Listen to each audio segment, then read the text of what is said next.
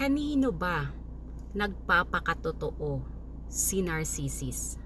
Sino ang nakakakita at nakakaalam ng totoo niyang pag-uugali o tunay niyang kulay? Yan po ay walang iba kundi yung mga partners nila.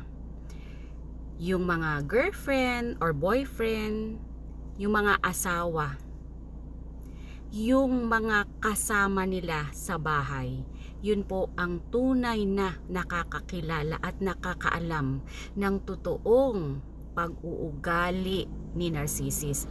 Kasi yun, never, ever na itatago ni Narcissus yung mga doble cara niyang mukha, pag-uugali. Kasi kapag nasa labas siya, nandoon siya sa mga, pag nasa labas siya ng bahay, iba kasi ang pinapakita ni Narcissus. Lahat yan puro magaganda. Lahat yan puro pasikat. Lahat yan puro pagmamagaling, pagiging matulungin, pagiging maunawain. Lahat ng positive ipapakita yan ni Narcissus doon sa panglabas niyang anyo, sa publiko. Yun ang pinapakita ng Narcissus. But pagdating niyan sa loob ng bahay, yun na siya.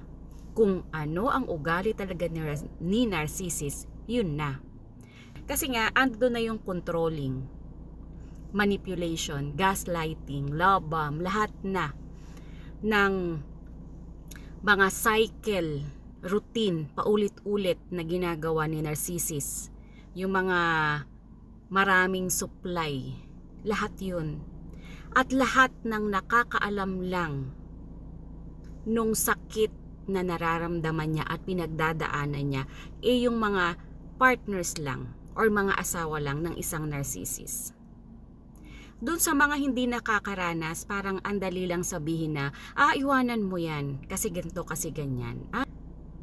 Madali pong magsalita. Pero doon sa mga in relationship with Narcissus at may kilalang Narcissus, sila po ang tunay na makakarelate dito sa mga content na ganito.